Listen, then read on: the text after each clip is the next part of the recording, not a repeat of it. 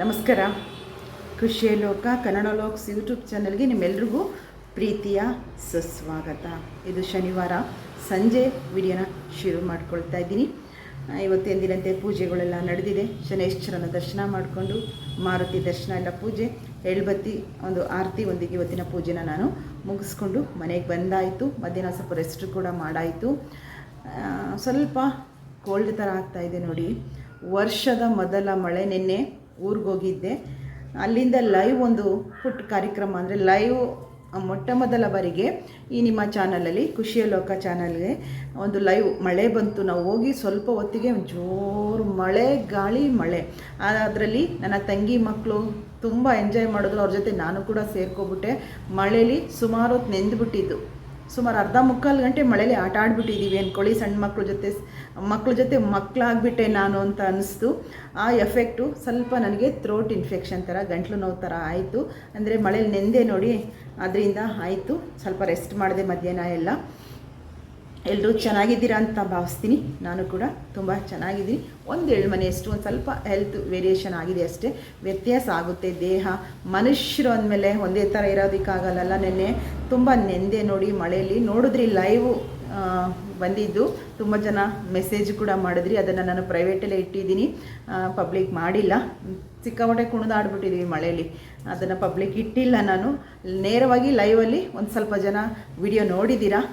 ಖುಷಿ ಆಯಿತು. ಎಲ್ಲ ಕಡೆನೂ ಮಳೆ. ನೆನ್ನೆ ತುಂಬ ಮಳೆ. ಮೈಸೂರಲ್ಲಿ ನನ್ನ ಇಬ್ಬರು ಮಕ್ಕಳು ಮಾತ್ರ ಇದ್ದರು. ಊರಿಗಿಂತ ಇಲ್ಲಿ ಸಿಕ್ಕಾಬಟ್ಟೆ ಗಾಳಿ. ನಮ್ಮ ಎದುರುಗಡೆ ಮರಗಳೆಲ್ಲ ಬಿದ್ದೋಗಿದೆ. ಪಾಟ್ಗಳು ಎಲ್ಲ ಹೆಂಗೆ ಅಂತ ಹೇಳಿದ್ರೆ ಎಲ್ಲ ಅಷ್ಟು ಗಾಳಿಗೆ ತೆಂಗಿನ ಮರನೇ ಅರ್ಧ ಬಾಗ್ತಾಯಿತ್ತು ಕೆಳಗೆ. ವಿಡಿಯೋ ಮಾಡಿ ಕಳಿಸಿದ್ರು ನನಗೆ. ಅಷ್ಟು ಮೈಸೂರಲ್ಲಂತೂ ಗಾಳಿ, ವಿಪರೀತ ಗಾಳಿ ಇತ್ತು. ಊರಲ್ಲೂ ತುಂಬ ಮಳೆ ಇತ್ತು, ಸ್ವಲ್ಪ ಮಟ್ಟಿಗೆ ಗಾಳಿ. ಆದರೆ ಏನೋ ಸ್ವಲ್ಪ ಭೂಮಿ ತಣ್ಣಗಾಯ್ತಪ್ಪ ಅನ್ನುವಂಥ ವಾತಾವರಣ ನೆನ್ನೆ ಎಲ್ಲ ಕಡೆ ಮಳೆಯಿಂದ ಆಗಿದೆ. ಮಧ್ಯಾಹ್ನ ಊರಿಗೆ ಹೋಗ್ಬೇಕಾದಂತೂ ಶೆಕೆ ಬೇವರು ಮುಖದಲ್ಲಿ ಹೆಂಗೆ ಹರಿತಾ ಇತ್ತು ಅಂತೇಳಿದ್ರೆ ಇಡೀ ಫೇಸ್ ನೀರು. ಸಂಜೆ ನಾನು ಊರಿಗೆ ಹೋದ್ವಿ. ಒಂದು 10 ನಿಮಿಷ ಅಂದ್ಕೊಳ್ತೀನಿ ಜೋರು ಮಳೆ ಶುರುವಾಯಿತು. ತುಂಬ ಖುಷಿ ಆಯಿತು.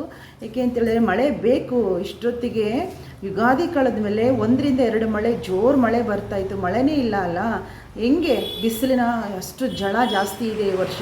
ಬಿಸಿಲು ತುಂಬ ಇದೆ, ತಡೆಯೋಕ್ಕಾಗ್ತಿಲ್ಲ. ಬಿಸಿಲು ಮನುಷ್ಯನಿಗೆ ಮನೇಲಿದ್ದರೂ ಸುಸ್ತು, ಹೊರಗಡೆ ಇದ್ರೂ ಕೂಡ ಅಷ್ಟೇ ಸುಸ್ತನ್ನ ಮಾಡ್ತಾಯಿತ್ತು. ಅಷ್ಟೊಂದು ಉಷ್ಣಾಂಶ ಇತ್ತು.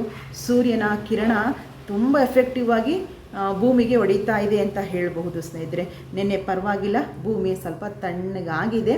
ಇವತ್ತು ಕೂಡ ಮೋಡ ಇದೆ ವಾತಾವರಣ. ನೋಡೋಣ, ಬರಬಹುದು ಮಳೆ ಅಂತ ಅಂದ್ಕೊಂಡಿದ್ದೀನಿ. ನಿಮ್ಮ ಕಡೆ ಎಲ್ಲ, ನಿಮ್ಮೂರಲ್ಲೂ ಕೂಡ ಮಳೆ ಎಲ್ಲ ಆಯಿತಾ? ಯಾವ ಊರಲ್ಲಿ ಮಳೆ ಆಯಿತು?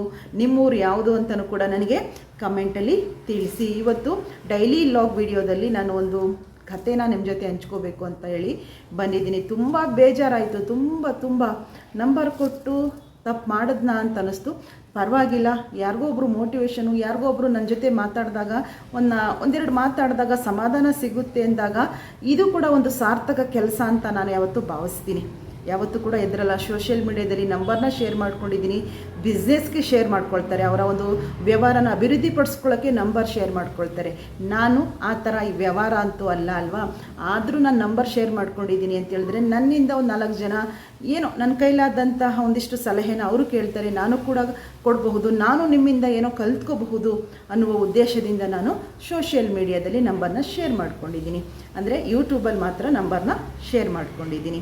ಹೀಗಿದ್ದಾಗ ನನಗೆ ಒಂದು ಕರೆ ಬರುತ್ತೆ. ರಾತ್ರಿ 11:15 ಒಂದು ಕರೆ ಬರುತ್ತೆ.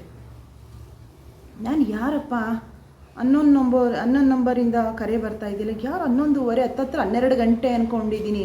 ಈ ಸಂದರ್ಭದಲ್ಲಿ ಕರೆ ಮಾಡ್ತಾರಲ್ಲ ಅಂತ ಹೇಳಿ ಒಂಥರ ಶಾಕ್ ಅಂತ ಅನಿಸುತ್ತೆ. ಮಧ್ಯರಾತ್ರಿ ಫೋನ್ ಕರೆ ಬಂದರೆ ಒಂಥರ ಏನಪ್ಪ ಏನು ಅಂತ ಅನಿಸುತ್ತೆ. ಹೀಗಿದ್ದಾಗ ನನಗೊಂದು ಹೆಣ್ಮಗಳು ಅಳುವಿನ ಧ್ವನಿ,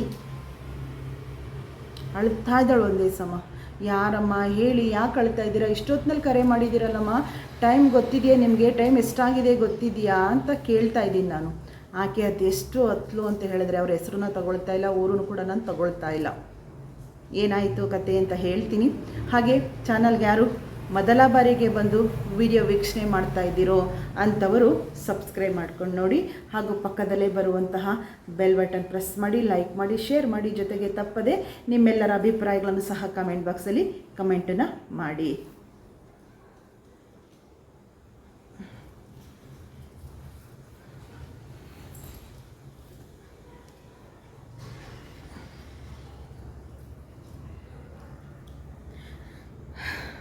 ಏನು ಅಂತ ಸ್ನೇಹಿತರೆ ಹೇಳಿದ್ರೆ, ಅಷ್ಟೊತ್ತಿನಲ್ಲಿ ಕರೆ ಮಾಡ್ತಾಳೆ. ಒಂದು ಮಗು ಇದೆ ಆಕೆಗೆ, ಗಂಡ ಹೆಂಡತಿ, ಒಂದು ಮಗು. ಆ ಹುಡುಗಿಯ ತಾಯಿ ಮನೆ ಉಳ್ಕೊಂಡಿರುವಂಥದ್ದು. ಇಲ್ಲಿ ಹೆಣ್ಮಕ್ಳು ಆದಷ್ಟು ಮಾನಸಿಕವಾಗಿ ಸದೃಢರಾಗಿರಿ. ನೀವು ಮಾನಸಿಕವಾಗಿ ಕುಗ್ಗಬೇಡಿ. ನಾನು ಹೇಳೋದು ನಿಮ್ಮ ಹತ್ರ ಸಮಸ್ಯೆ ಬರುತ್ತೆ, ದಾಂಪತ್ಯದಲ್ಲಿ ವಿರಸ ಬರುತ್ತೆ, ಎಲ್ಲನೂ ಕೂಡ ಇರುತ್ತೆ.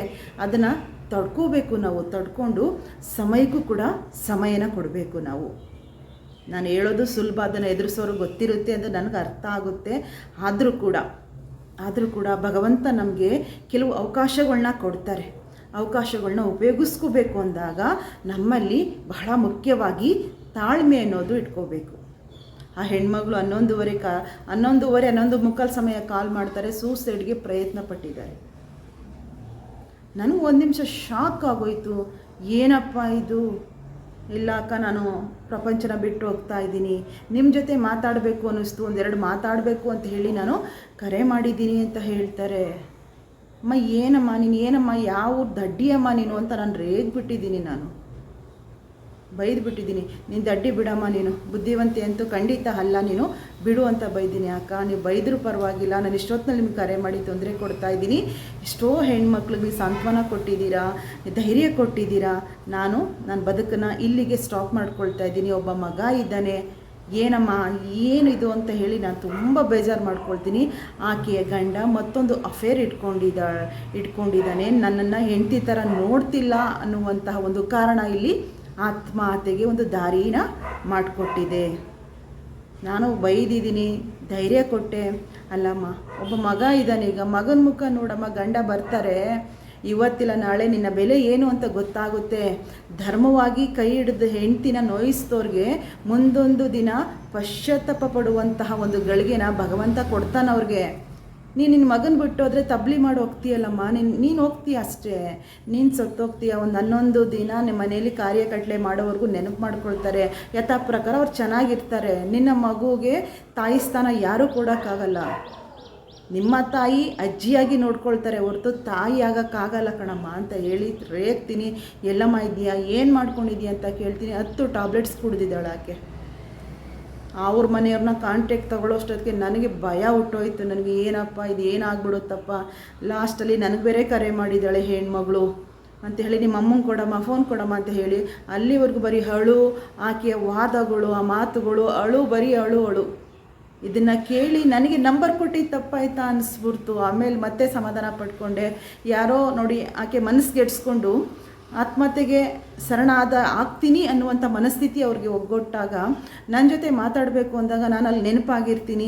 ನನ್ನ ಕಡೆಯಿಂದ ಏನೋ ಒಂದು ಸಣ್ಣ ಕಾರ್ಯ ನಡಿಬೇಕೇನೋ, ಅದು ರಾಯರ ಇಚ್ಛೆ ಇರಬಹುದು ಅಂತ ಒಂದು ಕಡೆ ನನಗೆ ನಾನೇ ಸಮಾಧಾನ ಪಡಿಸ್ಕೊಂಡಿದ್ದೀನಿ. ತುಂಬ ರೇಗಿಬಿಟ್ಟಿದ್ದೀನಿ. ತುಂಬ ರೇಗಿ ಆಕೆ ಅವ್ರ ಅಮ್ಮನಿಗೆ ಫೋನ್ ಕೊಡಿಸಿ ಈಗ ಸದ್ಯದ ಪರಿಸ್ಥಿತಿಯಲ್ಲಿ ಆಕೆ ಪಾರಾಗಿದ್ದಾರೆ. ಯಾವುದೇ ಸಾವಿನ ಅಂದರೆ ಪ್ರಾಣ ಅಪಾಯ ಏನೂ ಆಗಿಲ್ಲ. ಹಾಗೆ ಆ ಟ್ಯಾಬ್ಲೆಟ್ಸ್ಗಳು ತೊಗೊಂಡು ಮಲ್ಕೋಬಿಟ್ಟಿದ್ರೆ ಎದ್ದೇಳೋ ಅಷ್ಟೊತ್ತಿಗೆ ಆಕೆ ಇರ್ತಿರಲಿಲ್ಲ. ಸ್ಲೀಪಿಂಗ್ ಟ್ಯಾಬ್ಲೆಟ್ಸ್ ಎಲ್ಲಿ ಸಿಗುತ್ತೋ ಗೊತ್ತಿಲ್ಲ. ಇವಾಗಲೂ ಕೂಡ ಹಾಸ್ಪಿಟ್ಲಲ್ಲಿ ಇದ್ದಾರೆ ಆಕೆ. ವಾಂತಿ ಎಲ್ಲ ಏನೋ ಟ್ರೀಟ್ಮೆಂಟ್ ಏನೋ ಇದೆ ಹಾಸ್ಪಿಟ್ಲಲ್ಲಿ ಎಲ್ಲ ಮಾಡಿಸಿ, ಈಗ ಮುಂಚೆನೂ ಕೂಡ ಕರೆ ಮಾಡಿ ಮಾತಾಡಿದೆ. ಅವ್ರ ತಾಯಿ ಮಾತಾಡಿದ್ರು, ಆರಾಮಾಗಿದ್ದಾರೆ, ಹಾಸ್ಪಿಟ್ಲಲ್ಲೇ ಇದ್ದಾರೆ. ಯಾಕೆ ಆತ್ಮಹತ್ಯೆ ಒಂದೇನ ಪರಿಹಾರ ನಿಮಗೆ? 1000 ಸಮಸ್ಯೆ ಬರಲಿ, 1000 ನೋವು ಬರಲಿ, ಇದ್ದು ಜಯಿಸಿ ಭಗವಂತ ಕೊಟ್ಟಿರುವಂಥ ಜೀವನ ಅವರೇ ತಗೋಬೇಕು. ನಾವೇ ಕೈಯಾರ ನಮ್ಮ ಆತ್ಮನ ಹತ್ಯೆ ಮಾಡ್ಕೊಳ್ಳೋಕ್ಕೆ ನಮಗೆ ಭಗವಂತ ಕೊಟ್ಟಿಲ್ಲ. ಒಬ್ಬ ಮಗು ಇದೆಯಲ್ವಾ, ಆ ಮಗುನ ನೋಡ್ಕೋಬೇಕಲ್ವ ನಾವು. ನಿನಗೆ ಯಾರೂ ಇಲ್ಲ ಅಂದರೆ ನೀನು ಆ ಥರ ಹುಚ್ಚು ಮನಸ್ಸನ್ನು ಯೋಚನೆ ಮಾಡಬಹುದು. ಗಂಡಸರು ದಯವಿಟ್ಟು ಹೆಂಡ್ತಿನೇ ಎಲ್ಲ, ಮದುವೆ ಆಗ್ತೀರಾ, ಮಕ್ಕಳನ್ನ ಕೊಡ್ತೀರಾ, ಮತ್ತೊಂದು ಹೆಣ್ಣನ್ನು ನೋಡೋದು, ಮತ್ತೊಂದು ಅಫೇರ್ಗಳನ್ನ ಇಟ್ಕೊಳ್ಳೋದು.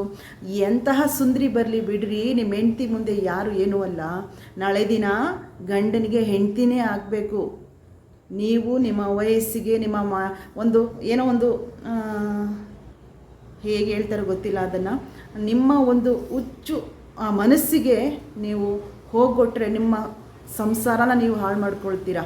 ಆಕೆ ಅದೆಷ್ಟು ನೊಂದಿದ್ದಾಳೆ ಅಂತ ಹೇಳಿದ್ರೆ, 3 ಹೊತ್ತು ಫೋನಲ್ಲಿರ್ತಾರೆ, 3 ಹೊತ್ತು ಮೆಸೇಜಲ್ಲಿರ್ತಾರೆ. ನನಗೆ ಹುಷಾರಿಲ್ಲ ಅಂದರೂ ಕೂಡ ನೋಡಲ್ಲ, ಏನು ಅಂತ ಕೇಳಲ್ಲ, ನನ್ನ ಮಗನೂ ವಿಚಾರಿಸಲ್ಲ.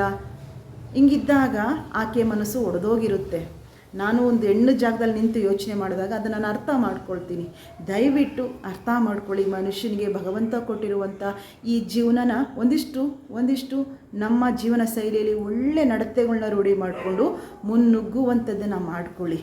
ಆಕೆ ಹೋಗಿಬಿಟ್ಟಿದ್ರೆ ಆ ಮಗು ತಬ್ಲಿ ಆಗ್ತಿತ್ತು. ನನಗೆ 11:30 ನಾನು ಮಲಗಿದ್ದು 1:30-2 ಗಂಟೆ. ಅವ್ರು ಹಾಸ್ಪಿಟ್ಲಿಗೆ ಫೋನ್ ಮಾಡಿ ಅವ್ರ ಅಮ್ಮನಿಗೆ ಕೊಡಮ್ಮ ನಿಮ್ಮ ತಾಯಿಗೆ ಅಂತ ಹೇಳಿ ಕೊಡ್ತಿರ್ಲಿಲ್ಲ ಆಕೆ. ನಾನು ಬಲವಂತ ಮಾಡಿ ಹೇಳಿ ಕೊಡಿಸಿ ಇಮಿಡಿಯೇಟ್ ಹಾಸ್ಪಿಟ್ಲಿಗೆ ಸೇರಿಸುವಂಥ ವ್ಯವಸ್ಥೆನ ಮಾಡಿ ಇವತ್ತು ನಿನ್ನೆ ಆಗಿರುವಂಥದ್ದು ಇದು. ಇವತ್ತು ಸ್ವಲ್ಪ ಆರಾಮಾಗಿದ್ದಾಳೆ, ಏನೂ ಕೂಡ ಪ್ರಾಣಕ್ಕೆ ಅಪಾಯ ಇಲ್ಲ ಅಂತ ಹೇಳಿದ್ರು.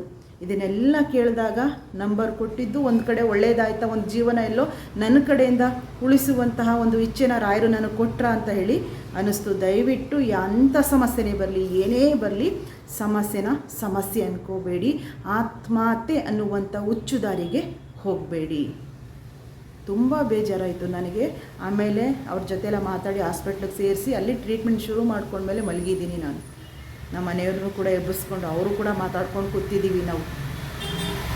ಇದು ಭಗವಂತ ನಮಗೆ ಕೊಟ್ಟಿರೋವಂಥದ್ದೇನೋ ಅಂತ ಅಂದ್ಕೊಳ್ತೀನಿ. ಎಲ್ರಿಗೂ ಹೇಳೋದು ಇದು, ಆ ಒಂದು ಹುಚ್ಚು ಸಮಸ್ಯೆಗೆ ಯಾರು ಕೂಡ ಕೈ ಹಾಕಬೇಡಿ. ಗಂಡಸರಾಗಲಿ, ಹೆಂಗಸರಾಗಲಿ, ಮಕ್ಕಳಾಗಲಿ, ಈಗಿನ ಯೂತ್ ಆಗಲಿ, ಎಲ್ಲರೂ ಅರ್ಥ ಮಾಡ್ಕೊಳ್ಳಿ. ಖಂಡಿತ ಒಂದು ಸಮಸ್ಯೆಗೆ 108 ಪರಿಹಾರ ಇದ್ದೇ ಇರುತ್ತೆ. ತಾಳ್ಮೆ ತಗೊಳ್ಳಿ, ಆ ಕ್ಷಣದಲ್ಲಿ ತಾಳ್ಮೆ ತಗೊಳ್ಳಿ.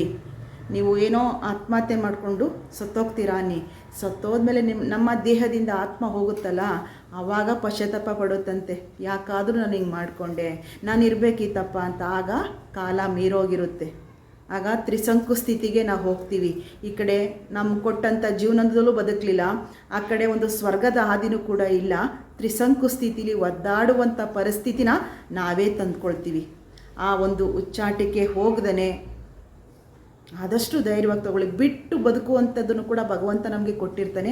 ಆ ಬದುಕನ್ನು ಸಾಗಿಸುವಂಥ ಪ್ರಯತ್ನದಲ್ಲಿ ನೀವಿರಿ. ಭಗವಂತನ ಮೊರೆ ಹೋಗಿ ಅವ್ರ ಪಾದ ಇಟ್ಕೊಳ್ಳಿ. ನಿಮ್ಮ ಗಂಡನ ಮನಸ್ಸನ್ನ ಖಂಡಿತ ಬದಲಾವಣೆ ಮಾಡೇ ಮಾಡ್ತಾರೆ. ಈ 1-2 ಮಾತನ್ನು ಇವತ್ತು ಈ ಲಾಗಲ್ಲಿ ತಿಳಿಸ್ಬೇಕು ಅಂತ ಬಂದೆ. ನಿಮ್ಮ ಅಭಿಪ್ರಾಯ ತಿಳಿಸಿ. ಏನು ಇದರ ಒಂದು ಮಾತಿನ ಒಂದು ಅನುಭವ ಏನು, ನೀವು ಏನು ಹೇಳ್ತೀರಾ ಅನ್ನೋದನ್ನು ನನಗೆ ಕಮೆಂಟಲ್ಲಿ ತಿಳಿಸಿ. ಮುಂದಿನ ಲಾಗಲ್ಲಿ ಬರ್ತೀನಿ. ಗಾಳಿ ಶುರುವಾಗ್ತಾ ಇದೆ, ಅದರಿಂದ ವಿಡಿಯೋನ ನಾನು ಮತ್ತೆ ನಾಳಿನ ಲಾಗಲ್ಲಿ ಬರ್ತೀನಿ. ಎಂದಿನಂತೆ ನನ್ನ ಲೈಫ್ ಸ್ಟೈಲೊಂದಿಗೆ ನಿಮ್ಮ ಮುಂದೆ ಬರುವಂಥದ್ದನ್ನು ಮಾಡ್ತೀನಿ. ಹೊಸದಾಗಿ ಚಾನಲ್ಗೆ ಬಂದಿರುವಂಥವ್ರು ಸಬ್ಸ್ಕ್ರೈಬ್ ಮಾಡಿಕೊಂಡು ನಿಮ್ಮ ಪ್ರೀತಿಯ ಸಪೋರ್ಟ್ ಚಾನಲ್ ಮೇಲೆ ಇರಲಿ.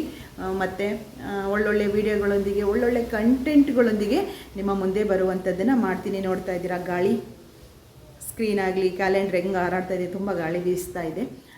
ಮತ್ತೆ ವಿಡಿಯೋನ ಕಂಟಿನ್ಯೂ ಅಂದರೆ ನಾಳೆ ಮಾಡ್ತೀನಿ, ಆಯಿತಾ? ಇವತ್ತು ಮಾತಾಡ್ತೀನಿ ಅಂದರೆ ಇನ್ನೂ ಮಾತುಗಳಿವೆ. ಆದರೆ ಆಕೆಗೆ ಒಳ್ಳೆಯದಾಗಲಿ, ಚೇತರಿಕೆ ಕಂಡಿದ್ದಾಳೆ. ಮಾತಾಡಿದ್ದೀನಿ, ಈಗಲೂ ಕೂಡ ಕರೆ ಮಾಡಿ ವಿಚಾರಿಸ್ಕೊಂಡಿದ್ದೀನಿ. ಹುಷಾರಾಗಲಿ ಅಂತ ನೀವು ಕೂಡ ಎಲ್ಲರೂ ಕೇಳ್ಕೊಳ್ಳಿ. ಯಾಕೆ ಒಂದು ಪುಟ್ಟ ಮಗು ಇದೆ, ಆ ಮಗುವಿಗೆ ತಾಯಿಯಾಗಿ ಉಳ್ಕೊಳ್ಳಿ. ಆಕೆ ಇಂಥ ಹುಚ್ಚಾಟಕ್ಕೆ ಯಾವತ್ತೂ ಕೈ ಹಾಕೋದು ಬೇಡ. ಇವತ್ತು ಪಾಪ ಅವ್ರ ಬಡಪಾಯಿಗಳು, ಮಿಡಲ್ ಕ್ಲಾಸ್ ಫ್ಯಾಮಿಲಿ, ಎಷ್ಟು ದುಡ್ಡು ಖರ್ಚಾಗುತ್ತೆ, ಎಷ್ಟು ಆ ದೇಹಕ್ಕೆ ನೋವಾಗುತ್ತೆ, ಅವ್ರು ಅರ್ಥ ಮಾಡ್ಕೋಬೇಕು, ಆಯಿತಾ? ಇದನ್ನು ನಾನು ಹೇಳ್ತಾ ನಿಮ್ಮ ಹತ್ರ ಈ ವಿಡಿಯೋನ ಇಲ್ಲಿಗೆ ಎಂಡ್ ಮಾಡ್ತಾಯಿದ್ದೀನಿ. ಬರಲಾ? ಲಾಸ್ಟ್ವರೆಗೂ ವಿಡಿಯೋ ನೋಡಿದ ನಿಮ್ಮೆಲ್ರಿಗೂ ನಿಮ್ಮ ಸನ್ನಿಧಿ ಕಡೆಯಿಂದ ನಮಸ್ಕಾರಗಳು.